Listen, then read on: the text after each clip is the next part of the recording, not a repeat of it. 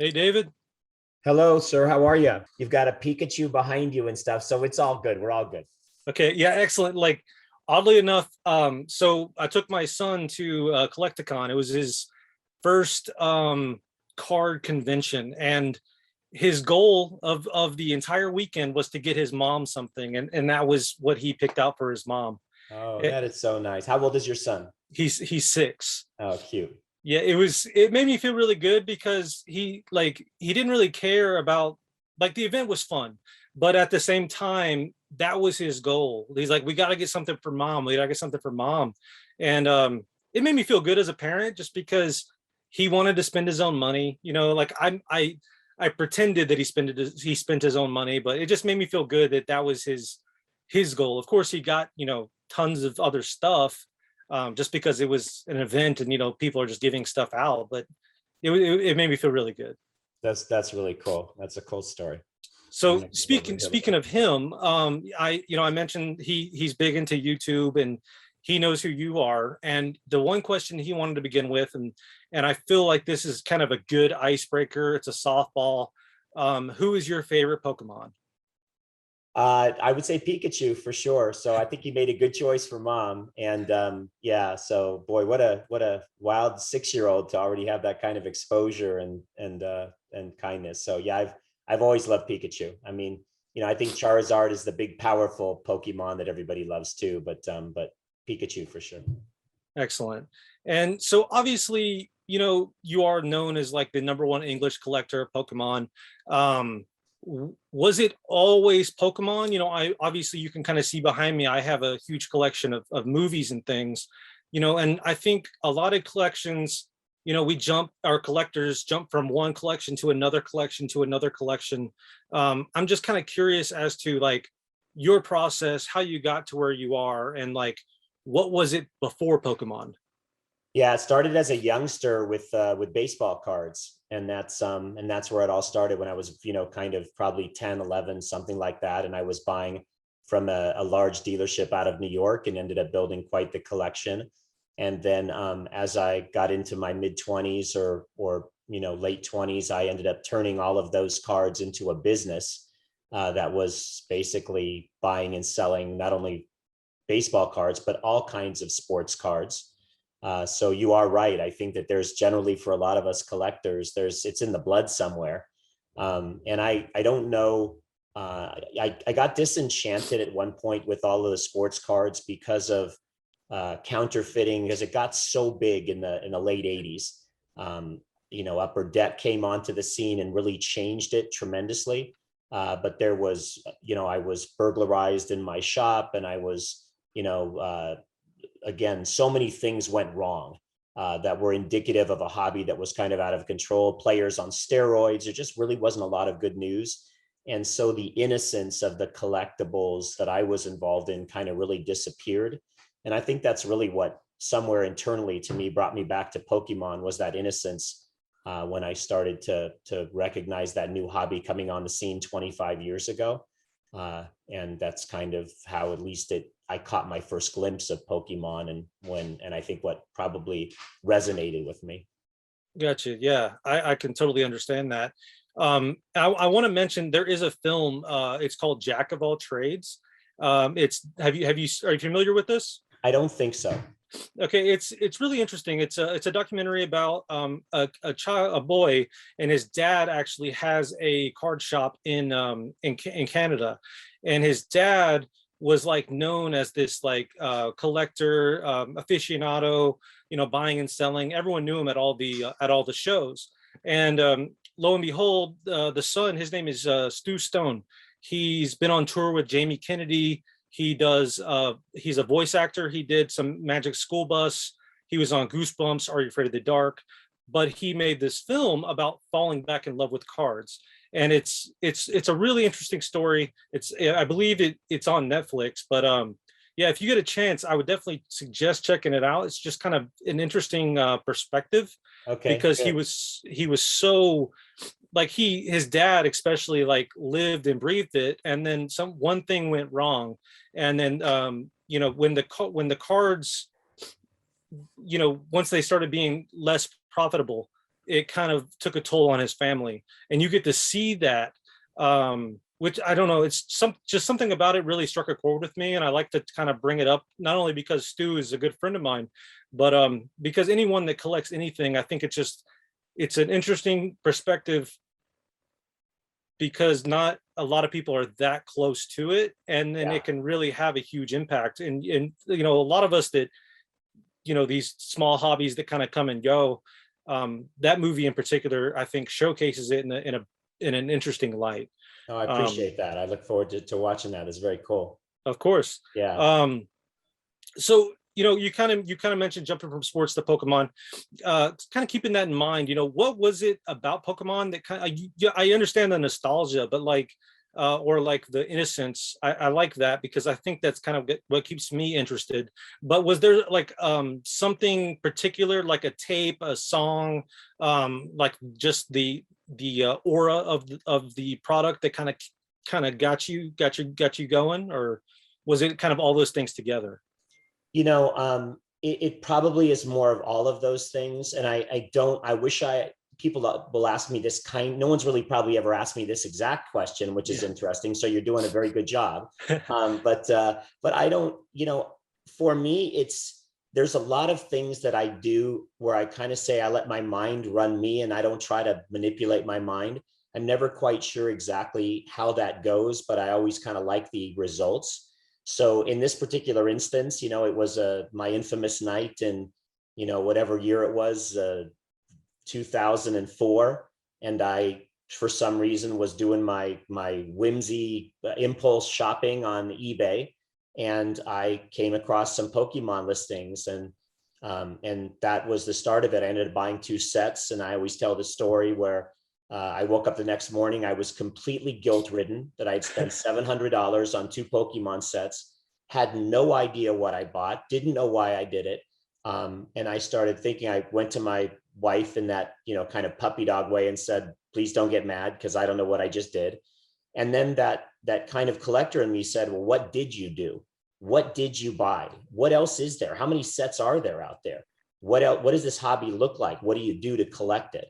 And so I started going on eBay and doing my research and checking around, and that sort of propelled me forward in buying a couple of collections, because I realized I had 2 sets and there was about 22.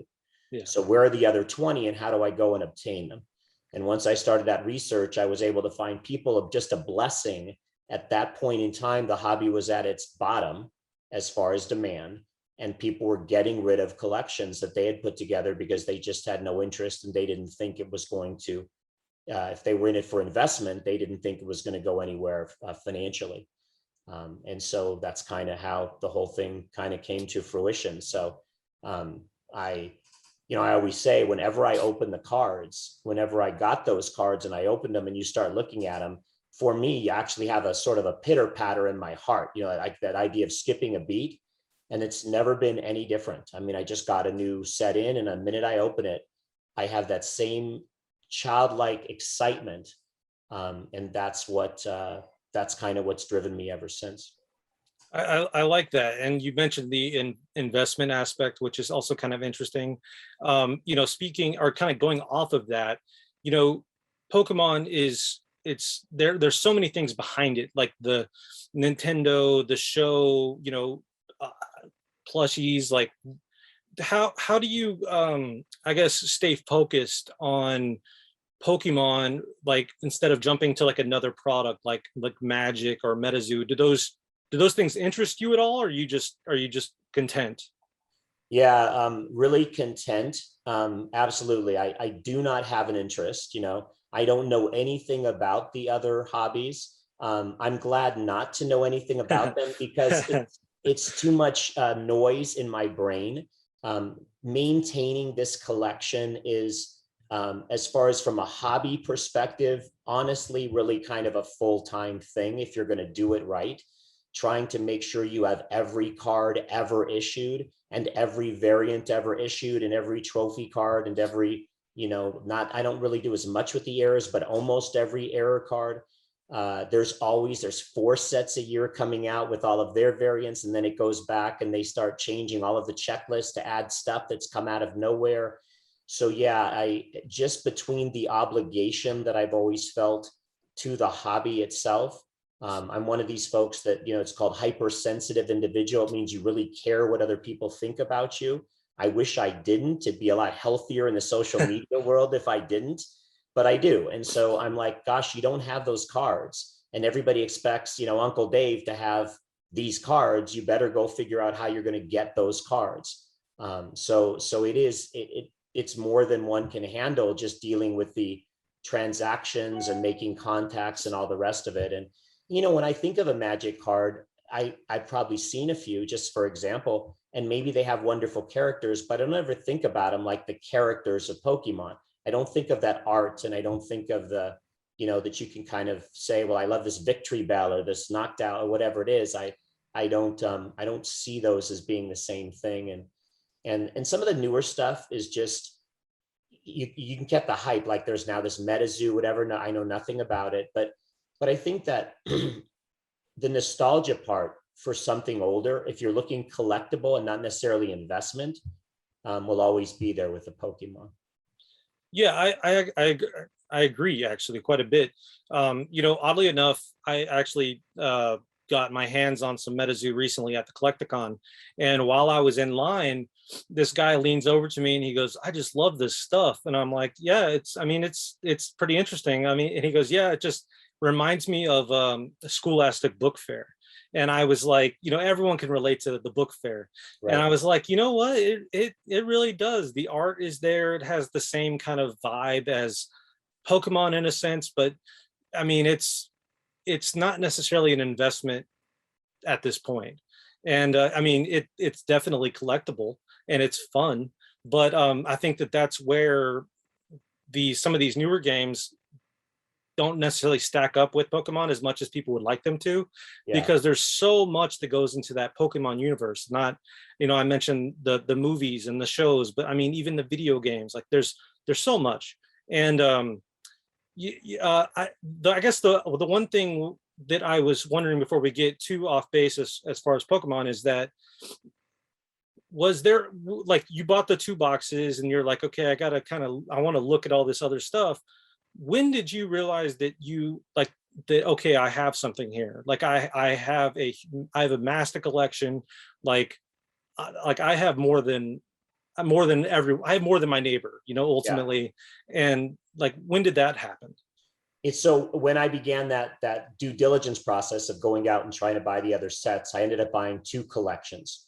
And one of the, where somebody said, look, here's everything I have, here's the price, we'll do it, etc. They sent me the stuff.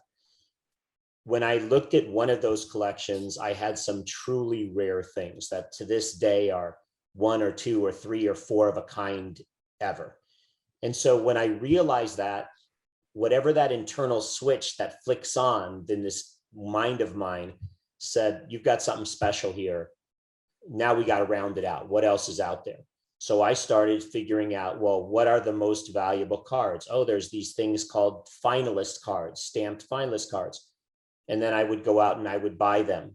And then I would realize, oh, that was quite the mistake. You thought the finalist card was the best card, and you paid triple what you should have because you thought you were buying the best card, only to find out that there's world champion cards. And so then I would start reaching out to the world champions that were winning them, and figuring out that correcting the mistakes along the way, right? As long as you don't fail more than once at the same thing, you're making progress. So I was on my way making progress. And then finally, for some reason, which was so, again, obviously the motivation that kind of fuels you, and so out of my wheelhouse, because I'm such a quiet, reclusive type of person, I started going to Worlds every year. So I began attending the World Championships for Pokemon in 2006. And that was what it was. I was there. I was Pokemon kind of the company, and that's all I can say, but they were very kind not to bother me. I didn't bother anybody. I was trying to make a good deal for the people who I was paying for their cards, and I was trying to get the cards for myself. And they were just kind to not, behind the scenes, they could have said, oh, get him out of here. But they knew that I was really giving people a lot of money for their cards. I was helping these kids, where now I've done some videos with some of these kids 10, 15 years later, and they're like, you paid for my wedding, you paid for my trips to in high school when I went to this and this. So it really was a really neat thing. And I continue to do it all the way through the last one pre-pandemic. So that's what continued to allow me to have the real set of things that I have that no one else has, which is every single trophy card that's ever been produced.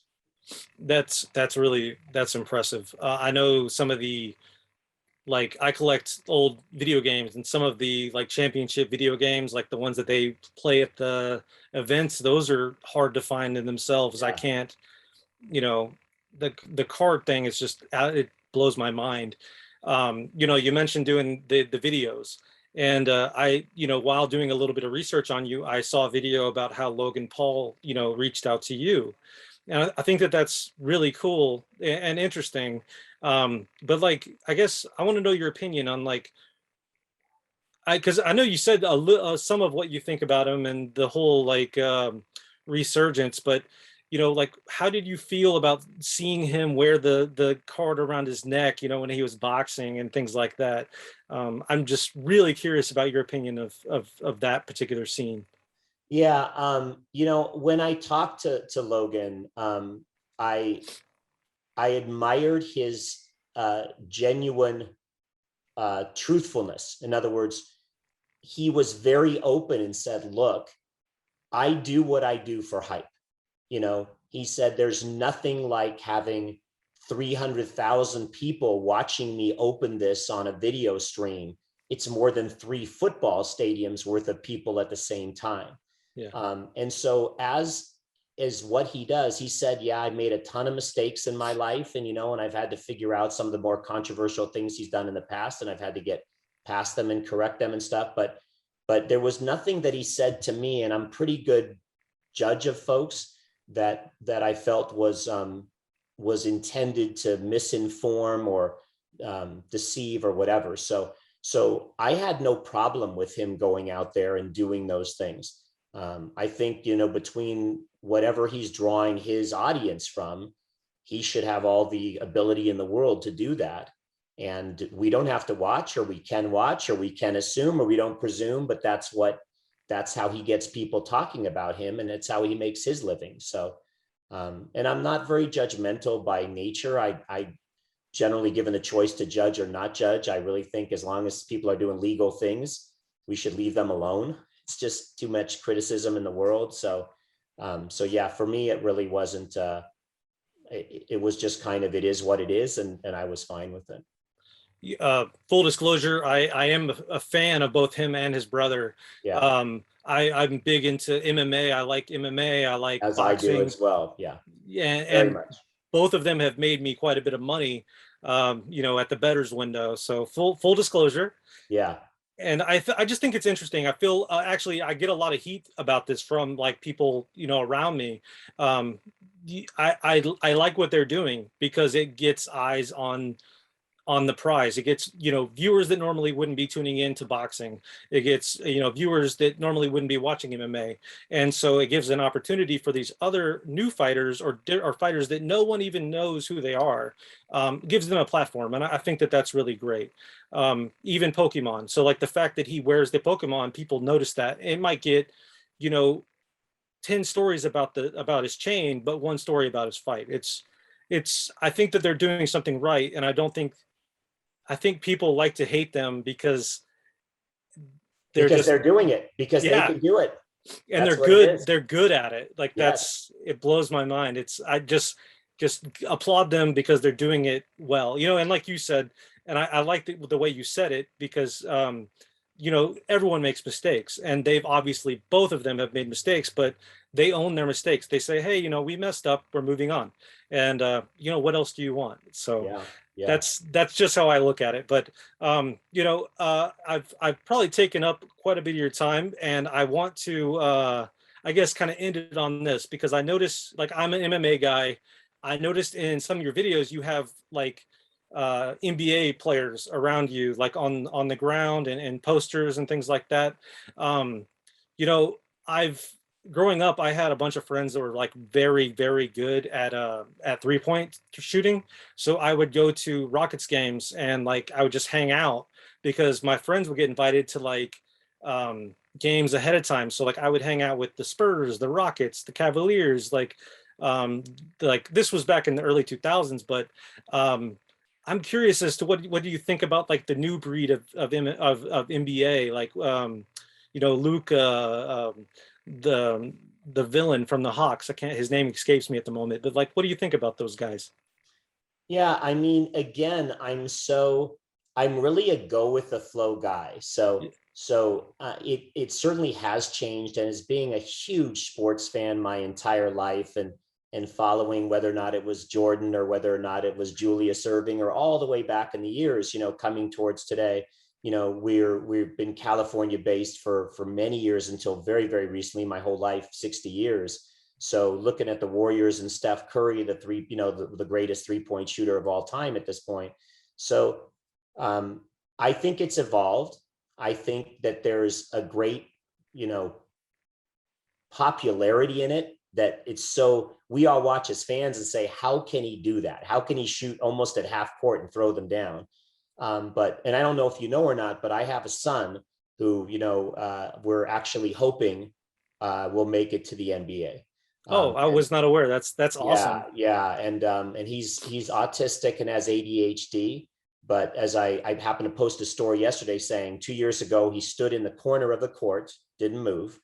A few months ago when we joined his new team, he was out of sorts, and with all the work we've done day in and day out this past weekend, he had 21 points in the championship game of his team. He's only 10, but he's supposed to be 6'3", 6'4", and he's the best. I've been a basketball coach my entire life.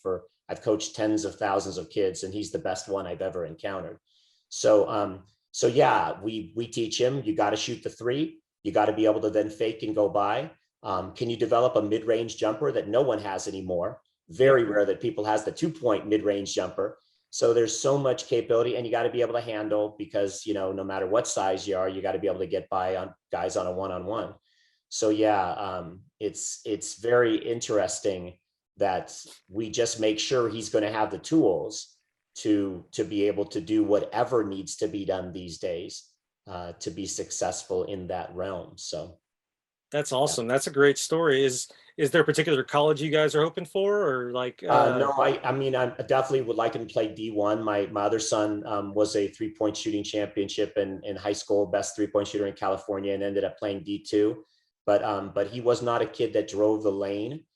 My kid loves now to drive. This kid drives the lane, and at 10 can outshoot you and I in a heartbeat from the 3 line. So any to play D1 and hopefully go on. I definitely think the talent is there. It's that when you're dealing with the autism and stuff, you've got about probably a 1-second delay in making decisions out there that we had, and a stubbornness. Like, he knows he should go left, but I'm going right because that's what my mind says to do. So it's a fun journey, and he does train every day, shoots every day, and we hope to have something good from that, but we follow him as well. So that's incredible. Yeah, I'll have to definitely stay tuned. And yeah, I had a feeling, because I did as much homework as I could. Yeah. And I knew about all the Pokemon stuff, but a part of me knew that it would somehow there was a background in sports, and then the sports would evolve to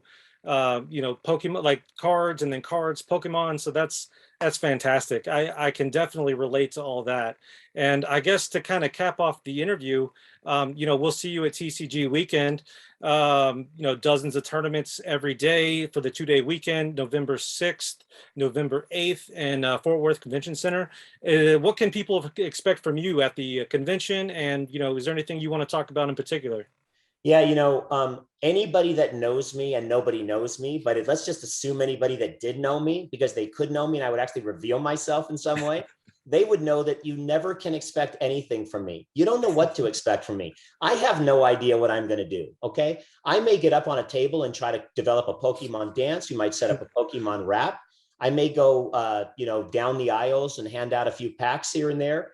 There might be a box opening or two. This is my first convention appearance ever outside of the Worlds that I go to. At the Worlds conventions, I've never been there as a public figure. I've been basically with the hat. I don't wear a hat, but I pretend like the hat is on, and I'm kind of, in the shadows trying to buy a card or two.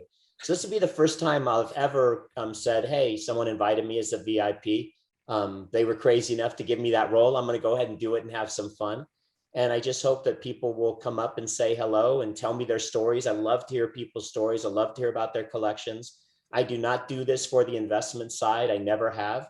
I'm really the base of the collector, and I always will be. So it's just fun to just interact, hang out with folks, and hopefully I'll be able to get some product there alongside of me. So at least I can hand out a few things when I'm there. I'm working on that as we speak. So excellent.